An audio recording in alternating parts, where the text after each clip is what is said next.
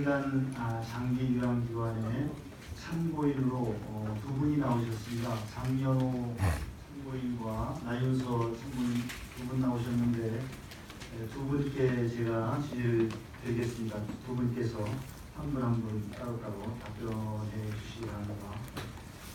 장기요양기관은 장기요양법에 따라서 2008년 지금 10년 전에 시행이 됐죠. 그래서 처음에 시행했을 때는 민간이 사설로 이렇게 장기요양기관을 운영할 수 있도록 했다가 이것이 이제 공공으로 바뀌면서 재무회계 규칙이 2016년에 도입이 되고 있습니다. 그리고 여기에 따라서 개인이 투자한 사유재산에 대한 투자 비용에 대한 도전을 할 수 있는 그런 방법도 없고 또 인건비를 의무적으로 부담하도록 하는 그런 도시도 있고 그래서 지금 민간 장기요양 기관들이 엄청난 운영난에 지금 빠져 있고 또 폐업하는 기관도 많이 있고 엄청난 어려움에 처해 있는데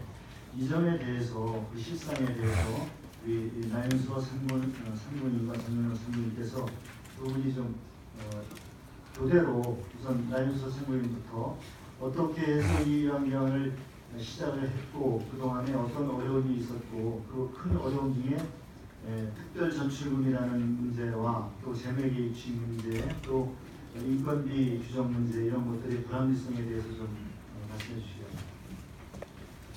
네, 나윤서입니다. 저는 제도권 장기요양보험제도 이전부터 사실 10년 넘게 제가 시설을 운영해 왔고요.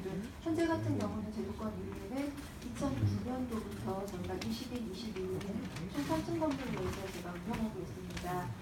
저희 시설 같은 경우는요, 솔직하게 말씀드리면요, 30년 넘게 공직 생활을 해오신 아버지 마지막 진산으로 설립된 시설입니다.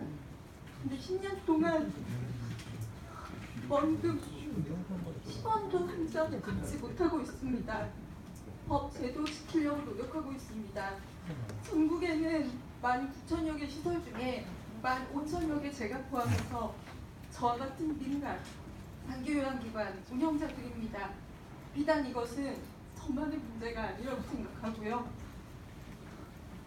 돈이 남아서 지은 시설이 아니라 정말 마지막 재산으로 가족들의 생계를 위해서 만든 시설이라는 점 다시 한번 말씀드리고 싶습니다. 저희보다 더 영세한 시설들도 많습니다. 9인 미만의 사업자부터 현재 직접 종사자부터 간접 종사자까지 올해 기준으로 해서 80% 정도가 인건비로 지급되고 있습니다. 그럼 나머지 20%에서 운영비를 지출하고 또 말씀드린 절반 이상의 금융권 대출 이자부터 원금까지 모두 갚아야 하는데 2018년 6월부터는요 이자 또한 저희 마음대로 갚을 수가 없습니다. 방금은 보건복지부 장관님께 진심으로 간곡히 부탁드리고 싶어 이 자리에 나왔습니다. 15,000여 개가 넘는 저희 민간 운영자들의 현장의 상황 지난 10년간 소리 없는 메아리였습니다. 간곡히 부탁드리겠습니다. 다시 한번 살펴봐 주십시오.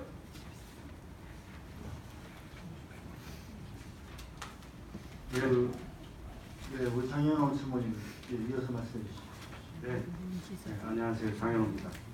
네, 우리 민간기관들은 처음 시작은 시장 자유화에 의한 사업을 하라고 저희 책자를 장기요양 시작할 때 이 책자로 홍보하면서 복지부에서 저희들이 이 홍보 내용을 보고서 사업을 시작했습니다. 그런데 어느 날 저희들한테 공론화도 없이 저희들한테 법인 재단들이 하는 공적 재무회계를 저희들한테 하라고 했습니다. 저희는 사유재산을 전 재산을 들여서 저희들이 장기요양에 참여했습니다. 그런데 어떻게 공적 재단인 재단이 하는 재무회계 규칙을 저희들한테 어느 날 갑자기 공론화도 없이 적용을 합니까? 그리고서 지금에 와서는 기타 전출금이라고 하는 것으로 해서 남는 잉여금을 가져가라고 합니다. 그런데 이 기타 전출금은 기본적인 규정이 복지부 장관께서 정하는 인건비를 충족하고 또 그거 외적으로 법적 적립금, 시설 충당금, 스타 운영비 등을 이러한 모든 조건을 충족한 후에 가져가라고 하는 조건입니다. 이 또한 시설 설립 시에 투자금 중 설립 전 투자에 대한 비용이 대다수가 들어가는데 이 설립 전 금융권 원금 상환 및 이자 상환을 할 수도 없습니다. 또 투자자가 즉 경영자인데 경영자인 대표자는 어떠한 비용도 가져갈 수 없는 조건입니다. 이것이 장기요양 민간 시설의 현실입니다.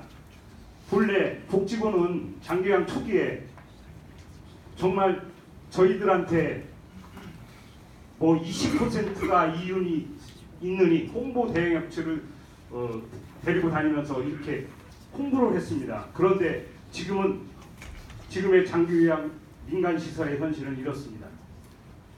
또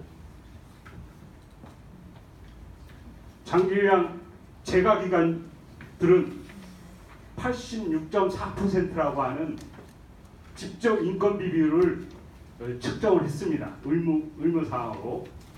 그러면 나머지 13.6% 가지고 운영비도 쓰고 사무직 인건비도 주고 또 임대료도 내고 홍보도 하고 그리고 남는 거 있으면 가져가라고 합니다. 이것은 시설 기관을 하지 말라고 하는 것이 이게 어떻게 기관을 하라고 하는 겁니까? 세비양 좀 전에 김광수 위원님께서 질문하셨습니다. 저도 폐업하고 싶습니다. 폐쇄하고 싶습니다. 오죽하면 폐쇄하겠습니까? 국가에서 저희들이 올바로 운영할 수 있게 만들어주는 여건을 만들어줘야지 저희들도 운영을 할 수 있지 않겠습니까? 그런 여건을 저희들한테 다 뺏어 가시와서 저희들한테 올바로 하라고 하면 저희들이 올바로가 되겠습니까? 저는 이상입니다. 네, 지금 말씀을 잘 들어서 아시겠지만 사설로 처음 시작하고 또 정부에서 사설로 하면 충분히 수익이 보장된다 이렇게 홍보가 됐던 거예요. 그랬는데 이제 이것이 공공 보험으로 도입되면서 이제 공적 기관으로 변형이 됐는데 그 다음에 이제 재무회계 규칙과 또 특별 전출금 그리고 인건비 비중을 다 정부가 정하면서 사설 민간이 자기 자본을 투자한 기관에 대해서 국가에서 설립한 기관이 운영하는 방식을 똑같이 하도록 했기 때문에 사설로 투자한 거에 대한 여러 가지 금융 비용이라든지 이런 것들이 보전이 되지 않는다. 그리고 엄격한 인건비 기준이라든지 재무회계 규칙이 맞지 않는다 하는 얘기인데 이것이 저는 틀린 얘기가 아니다. 정확히 맞는 얘기다 이렇게 보는데 장관님이나 우리 복지부에서는 어떻게 판단하고 계신가요? 예, 저도 이 문제에 대해서는 오래전부터 굉장히 고심을 하고 있습니다. 예, 아마 저하고 복지부 공무원들하고는 또 생각이 다를 수 있습니다. 왜냐하면 이게 사회복지기관이 뭐 직접이든 간접이든 대부분 국가에서 주도하는 또 운영으로 운영되고 있고, 그런데 우리 역사적으로 보면은 유교를 전후해서 이제 복지시설을 들어서고 그것이 다 민영에서 출발했습니다. 그게 이제 최근으로 들어오면서 대부분 법인화되고 또 공공화되었습니다.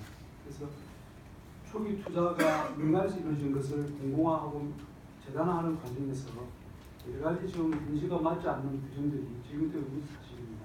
그래서 정말 고심스럽습니다. 기본적으로 자기 자산과 자기의 어떤 그 자본을 가지고 들어오는데 운영된 것은 공공운영에서 운영되기 때문에 요구하는 것은 또 공적인 어떤 규준을 요구하고 있습니다.